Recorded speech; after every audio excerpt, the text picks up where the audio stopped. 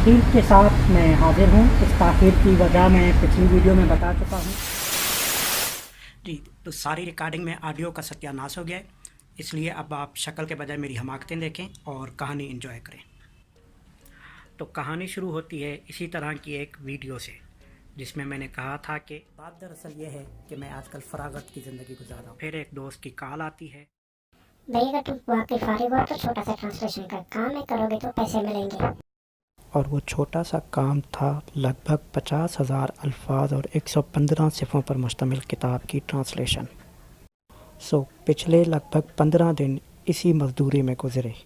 اس کام سے ملنے والی مزدوری اپنی جگہ، لیکن 50,000 الفاظوں کے ساتھ کھیلتے ہوئے اردو کے کئی بچھڑے الفاظوں سے جو ملاقات ہوئی اس کا لطف الگ ہی تھا. اس پوری مزدوری میں خاتون کی معاونت کا ذکر نہ کرنا بھی سراسر زیادتی ہوگی، کیونکہ ان کی مدد کے بغیر یہ کام متعین کردہ تاریخ تک مکمل نہ ہو پاتا. اب آپ پوچھیں گے اس سے ہمارا کیا تعلق؟ تو بتاتا ہوں بھائی. جی تو اس کہانی کا مقصد جاننے کے لیے ایک اور چھوٹی سی کہانی سننی ہوگی، کیونکہ میں نے پہلے ہی بتایا کہ مجھے صرف کہانیوں میں ہی دلچسپی ہے، کہانیاں سنانا اچھا لگتا ہے. تو کہانی ہے سندھ کے ایک لوک کردار کی. وطائے فقیر سندھ کا مشہور لوک کردار ہے جو میری طرح کا نفیس بندہ تھا.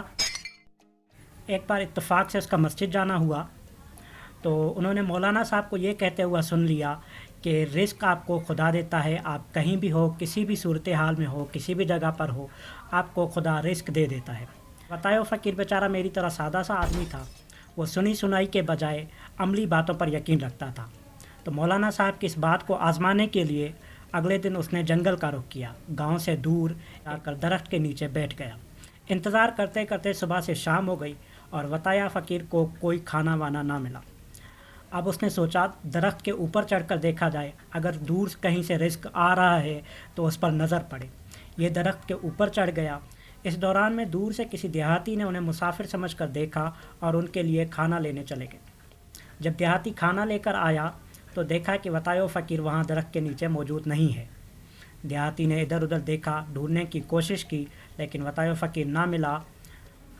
دیہاتی جب مایوس ہو کر واپس ہونے لگا تو وطائے فقیر نے ہلکے سے کھانسنے کی آواز کی تو اس کی کھانسی کی آواز سن کر دیہاتی نے اوپر دیکھا اور پوچھا، بھائی آپ اوپر کیا کر رہے ہیں؟ سادگی میں اس نے کہا کہ جنگلی جانوروں سے بچنے کے لیے درخت کے اوپر چڑھ گیا.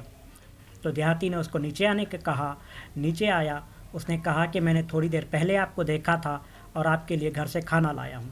اس طرح وطائے فقیر نے کھانا کھا لیا. اگلے دن وطائے فقیر واپس گاؤں گیا اور اس کے مولانا صاحب کے پاس گئے اور ان سے کہا کہ آپ کی یہ بات اس حد تک تو ٹھیک ہے کہ خدا رزق کہیں بھی پہنچا دیتا ہے، لیکن اس کے لیے تھوڑی کھنگ کھرک پان کے بھی کرنی پڑتی ہے. بات دراصل اتنی سی ہی ہے کہ رزق خدا دے دیتا ہے، اس کے لیے تھوڑی سی کھنگ کھرک، تھوڑی سی ہلچل خود کو بھی کرنی پڑتی ہے. تو یہ ساری کہانی بتانے کا مقصد یہ تھا. جو میں نے اپنی کہانی سنائی یہ ٹرانسلیشن والا کام ملنے کی، تو مجھے لگا کہ اگر میں وہ ویڈیو میں نہ بتاتا کہ میں آج کل بے روزگار ہوں تو شاید میرے اس دوست کو یہ خیال نہ آتا کہ وہ کام مجھے دے دیتا. اس یقین کے ساتھ کہ تھوڑی سی حرکتیں آپ کریں برکتیں بے شمار ہیں. اگلی ویڈیو تک حرکتیں کرتے رہیں، برکتیں سمیٹتے رہیں. شکریہ.